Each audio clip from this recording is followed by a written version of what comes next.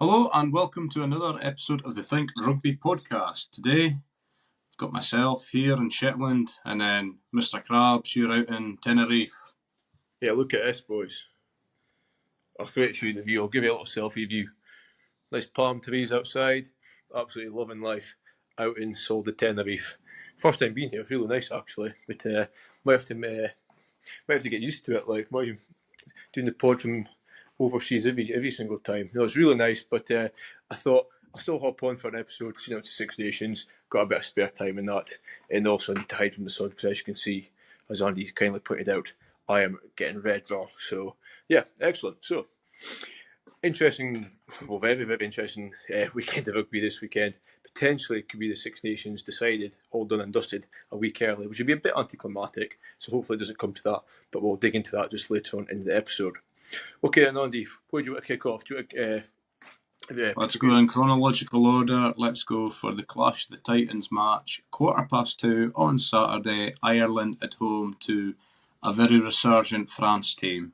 The crunch. That's what I'm calling it. The crunch. It's got to be interesting. Oh, of course, it'll be interesting. Duh. It's like two of the best teams in the world. But it's going to be. I feel it's going to be a lot closer than people anticipate. I think it'll be right down to the wire.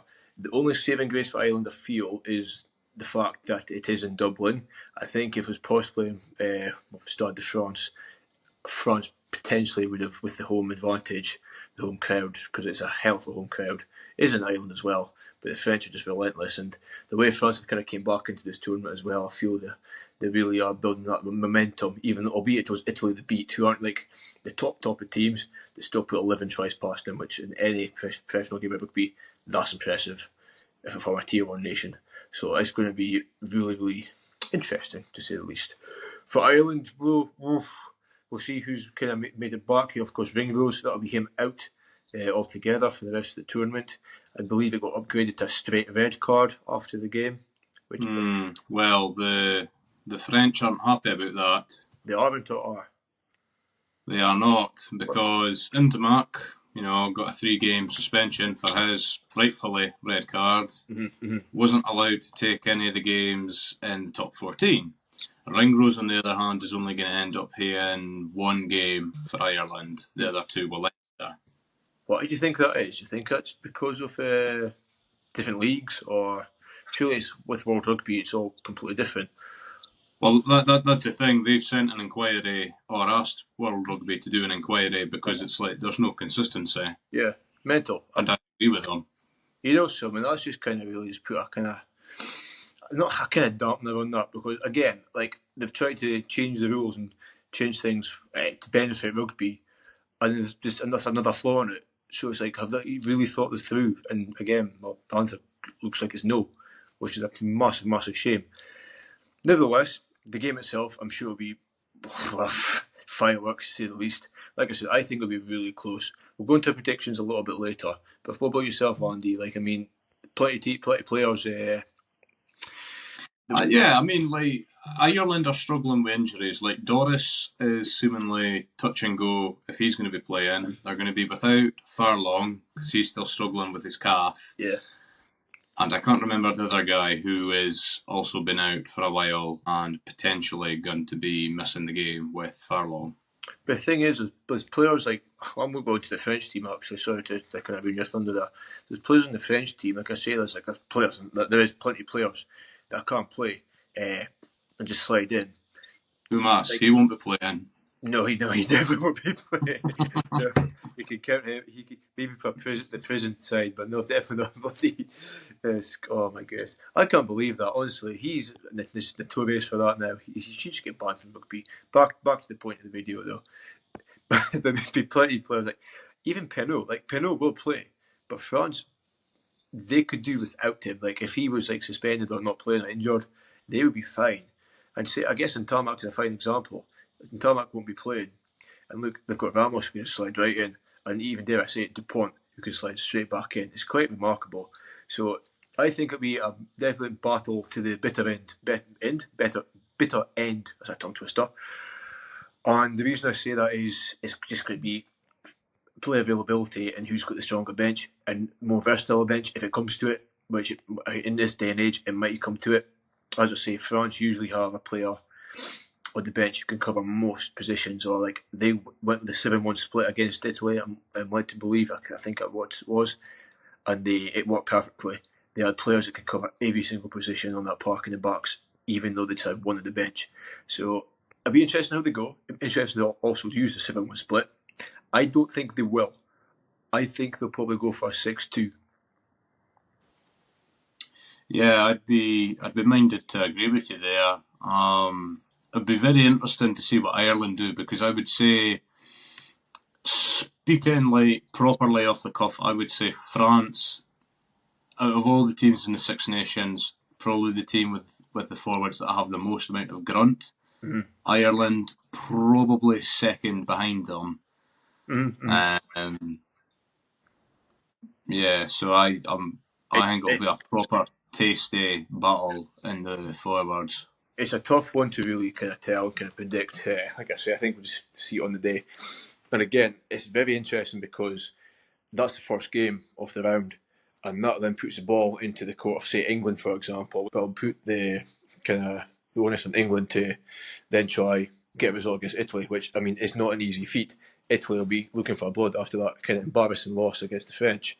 And in England, I mean, yeah, they scraped a win against Scotland. They still won that game. Will they get momentum, or was that just a kind of blip, but in the right way? It's like a positive blip. We don't know. We just don't know what kind of England team we're going to get. But you can say that about a lot of teams just now, to be honest. So the onus will be on England if Ireland do go win it, because then that kind of puts France out of it a wee bit in a roundabout way. We wouldn't really fancy France's chances to then go and win it. I think mathematically it might be out of the question anyway if France don't get any points against Ireland. So yeah, interesting. Another one about the Ireland-France game is, are there going to be bonus point tries? That's another thing. Two possibly the best defences and very aggressive defences you see, like they're kind of in attack, like the big bulk and everything. Well, not just attack, but also defence. Big, heavy players, and they're very well with that Sean Edwards defence from France. Phenomenal. And then Ireland, well, not underrated because one of the best in the world, but you just can't sleep on that whatsoever at all. So it might just be completely down to the wire. It might just be a 4-point win for Ireland or France, which again keeps like the competition really interesting and open to not just them two, but even to England. And I dare say Scotland's out of the question now. Do a prediction for France-Ireland. Okay, how would you like to do it? Would you like to do, like, say, this team by this many points, or would you like to give an exact result? I think we should just do one team by how many points. Okay. I'll go first. I'm going to say draw. Okay, I disagree, but how many tries or points then together do you think it'll be? I think it'll be maybe 2 or 3 tries each. I think it won't be the traditional kind of free flowing game that both teams play, because, like I say, 2 of the best in the tournament. I think it'll be. I mean, it's a hard one saying a draw. It's a very unlikely outcome, but if it's not going to be a draw, it would literally just be 2 or 3 points, I'd say. Okay. Well, I see where you're coming from, but yeah, I disagree. Yeah, France by 10. Okay. At the Aviva. At the Aviva. Yeah, okay. That's a hard place to go. Respect it. Mark my words, though. This Ireland team is not the same since Andy Farrell left, and they haven't been the same since Sexton. Since they went down to that game in South Africa. Now, they have announced that 3 players, I think it's Omane, Conor Murray, and a third, again, I can't remember. So they've got that emotional kind of... Who, sorry? Cian Healy. That's it. They've got that emotional driver going for it. They've said that they won't need to rely on that emotion to spur them on through the game. I think they will. Yeah, for me, I just look at it objectively. France obliterated Italy last round. Mm-hmm. Ireland have been struggling. Fair enough, they did enough to beat Scotland. That's about the only time they look convincing, because Scotland were dog shit. But yeah, for me, France, and to be quite honest, I cannot suffer Ireland to be the first team to win, if they beat France, a Grand Slam, and to be the first team to win 3 Six Nations back to back. I can't No. I just really don't want it to happen. But yeah, okay. So you say France by 10. Respect. Yeah, Respect it. Maybe I'm going with my head, you're going with your heart. Who knows? Okay then, Wales v Scotland. How about that? I'll let you start it off. I have got to be very honest, I am not looking forward to this game. Either. I think it's one of them, like, just thankfully it is at Murrayfield, which I mean could just be a saving grace for Scotland. But again, look at it like recent form. It's not been the best for Scotland. Like, we've not kind of like proper seen out games convincingly. And we've not, well, to be fair, we've only won one out of the 3 games so far. So even then, it's like, shit, we need a win.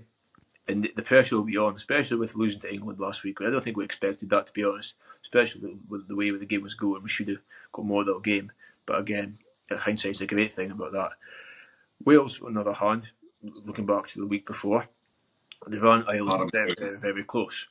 And they could have really honestly got even closer if they didn't get that try knocked off near the end from the player me. And not me, I mean the player me. And so it's a hard one to tell again. Like, it's a bit like France vs Ireland, where like anything can really happen with these 2 teams. Apart from it's not like up at this premium level. It's way back then. Yeah, it's not as fashionable, if you like. I still think Scotland should be okay. I mean, Russell's back. I know they won't have Darcy Graham. They might just have Darcy Graham. I'm not actually too sure. I knew there was kind of some sort of progress with that, but again, we'll see.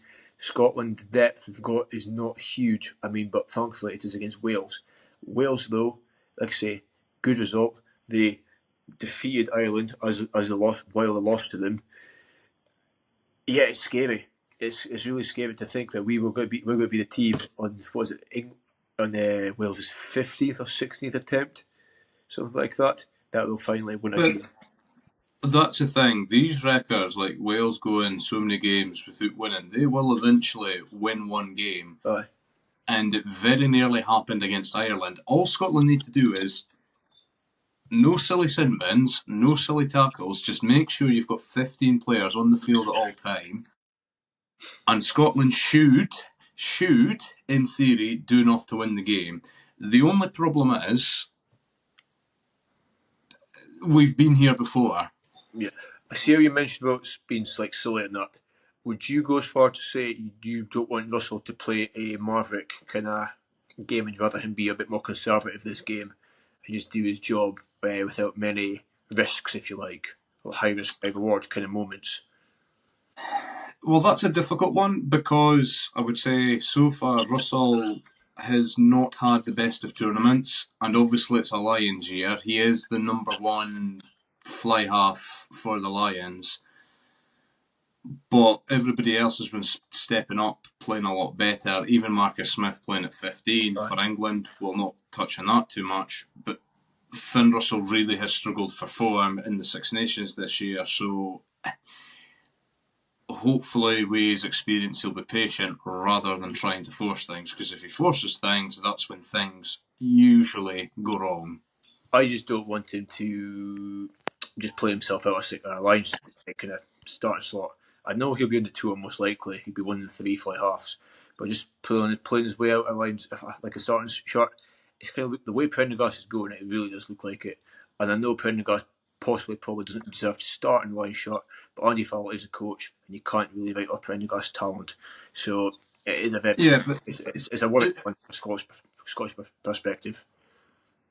As I said earlier, though, Prendergast has got the Irish pack in front of him. Mm-hmm. If Finn Russell had that Irish pack in front of him, rather than some of the duds that we do, I mean, for example, second row, if we had a fully fit second row with more grunt, with Williamson and Cummins, we might be speaking about a different Scotland team here. Mm-hmm. Ireland not only have got a far better pack, but far more depth. We don't have that depth. So fair enough, Prendergast has been very good. And yes, Finn Russell probably look at his goal kicking anyway, but he has, if he had what Prendergast had, it would be a different conversation. So you're saying if you were coach looking at it, you're thinking if Russell and the Lions would be absolutely spot on, if not he would thrive better than anyone else because of that reason, because he would have the best of the best in front of him. It'll just allow him to play his game far, far better, just as the Ireland pack allow Prendergast more time in the ball and whatnot, and just allow Prendergast to play his game a lot better. Is that what you're kind of trying to get at there? I would say so, but then it would also come down to what Andy Farrell will want to do. I mean, the side-to-side attacking play that Scotland do does suit Finn Russell. Not to say that he can't do it in different ways, like as we're seeing with Gatland in 2021 to South Africa. Mm-hmm. He was by far the best fly half. But yeah, it's not just, okay, I'm saying the pack's a big thing, and that's why Prendergast is doing so well, but yeah, there's a lot of things, not just that. I am contradicting myself, but yeah, you've got attacking styles and stuff to play. I mean, off the cuff, Russell would be far better than what Prendergast would be. That I've got no doubt about. Hey, here's a little kind of dark horse one to throw it in there. Maybe as a bit of versatility as well. And because he played fly half for Scotland against Ireland, well, for most part of the game. Tom Jordan, what do you reckon his chances No, against the Lions? No? Why not? he's unproven at the top level, and Prendergast has got far more experience. Even Frawley has got more experience at that top level than what Tom Jordan has. I think Tom Jordan's playing. I think he's doing really well at 12, to be honest. At 10, 12. Well, I thought you meant at fly half rather. Oh, anyway, just mean on the tour. Just on the tour. Just in general. Centres, I immediately think Hugh Pilotu and then Bundy Ake and Ringrose. That's four immediately. Wouldn't need a fifth, though, would you? Well, with fifth, I would probably want to go for Ollie Lawrence. He's a brilliant player. Yeah, he's really kind of came out his kind of out of his skin. No, not out of his skin. He's definitely kind of flourished a lot more in the past few months anyway. He's always done it for Bath. He's always been really good at Bath. But as soon as he's kind of came into in England international scene, he's kind of not flopped, but he's not been just a kind of an average player. A few good moments. But this tournament, he's really stepped up and he's put back in a punch. And yeah, I'm impressed with Lawrence. So to be fair, good shape actually. And then for full back, I guess you've got Kinghorn, who might be a given for going on the tour. We'll see how he goes the next couple of games. You've got Marcus Smith, how Marcus Smith put at full back, and you've also got, of course, Hugo Keenan, who probably will be the. I wouldn't like to see it, but he might just end up being the starting 15 for the Lions because of that connection with Andy Farrell. But yeah, so that was just a little thing I wanted to ask, because just the way Tom Jordan's been playing, because he's quite versatile, it perfectly suits Scotland the way they kind of want. They need, it's what they need. They need that kind of depth and that quality in other positions, but because you can't really say the same about kind of front row and second row for them, can you? Back row, 9 to a certain extent, fly half to a certain extent again. But then centres, you've got quite a bit of depth. Right, you've got a bit of depth, and then the back three, you've got a relative depth there as well. So yeah, like I say, well, you said with Ireland, massive depth, a massive kind of punch up front. Scotland don't have that, and that's probably the kind of difference. And if Wales manage to run a team like Ireland close with who's good depth and can pack a punch, what they're going to do to a team like Scotland, who don't have that, who maybe have a couple of boys out, or big players like Pilotu out, who, like I say, don't have that kind of punch up front, or as much punch up front. Could be a weird one. Yeah. In terms of selection, I don't know whether they'll put was it Ferguson that got dropped to the bench instead of Dempsey? Yeah, he was dropped to the bench. They put it was Richie Darge and then Dempsey. Yeah. So I wonder if they might, because of that element, I just get a bit more kind of cannon fodder up front. They maybe start Ferguson again, have Jamie Ritchie coming off the bench, maybe putting the games kind of on its way, maybe a couple of scores ahead, because his Jackman threat maybe kind of get over that ball, especially in the danger zones, once if Wales start threatening again later in the game. So, like I say, really interesting when I'll see how they go.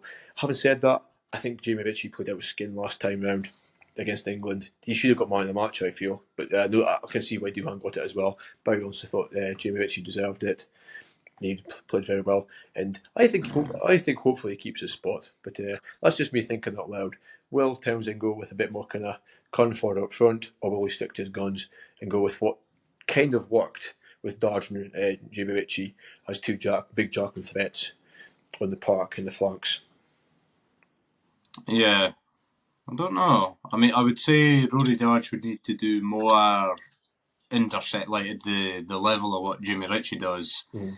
And then I would say we've pretty much got the complete open side flanker. Yeah, so provided that Scotland keep their discipline to a sensible level and don't get any worse than what they have done, I'm not just about penalties, I'm on about cards. I can see Scotland getting 4 tries to maybe 1 or 2 of Wales, but it is Scotland, so I'm going to say Scotland by 3. Whether they get a bonus try or not, I don't know. It didn't look promising against England when they should have. But it's either going to be more of the same again or a complete knee-jerk reaction and we'll beat Wales. It's one of the two, in my opinion.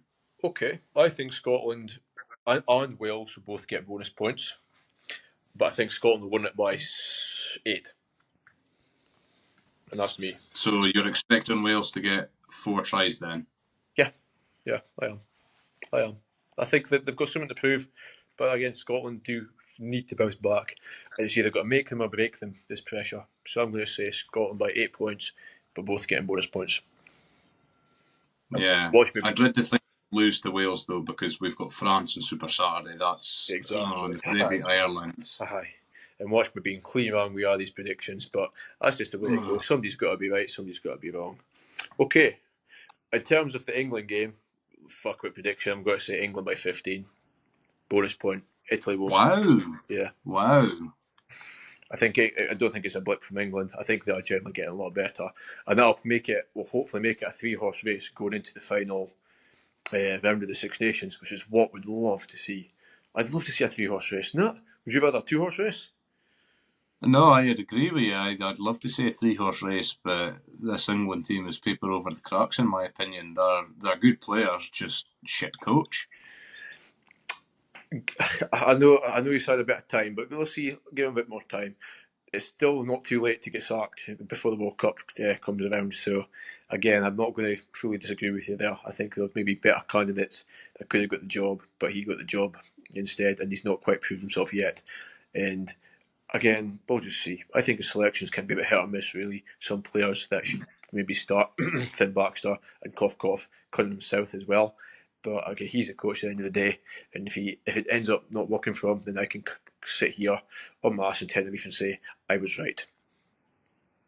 Yeah. Nice one. Well, I mean, this is another one I'm struggling with. I can't help but think England by 5. Italy, they're going to have this mental scar from the last round. I can't see them recovering. Aye. Just no way. England by 5. It is a hard one, especially they're not going to go back to what they were getting pumped all the time. But maybe there's just the sting knocked out their sails. Is that maybe 2 different analogies mixed into one? But definitely not the same. But again, like I say, England by 15, and I think that would be it. All said and done. Which will leave it onto the final round, which, like I say, hopefully be a 3-horse race. Hopefully England won't win it, and hopefully I'd say rather probably France to win it. But again, we'll get into that next week or later on another future episode. And yeah, so that's all from me, Andy. Have you got anything else to add? No, just follow us all with all the links down in the description below, and keep up with the comments. On my personal account, I agreed with what the guy in the last video said. I wish I remember his name, but I agree with what he commented, hence I liked his comment. Excellent. Thank you. You know what? The comments are quite nice. There's been a couple of episodes where we've been absolutely slated, but and probably been proven wrong. But sometimes we get proven right as well. So no, honestly, guys, get involved, and you never know, you might be a special guest in the episode at some point later down the line. Thank you very much. That's all from me. I hope you enjoy some more, let's say, winter sun or early spring sun, and Andy's way to get freezed to death in nice sunny Shetland. Yeah, it's not much sunny about it. No. Okay then. Catch you up, folks. See you later. Bye bye.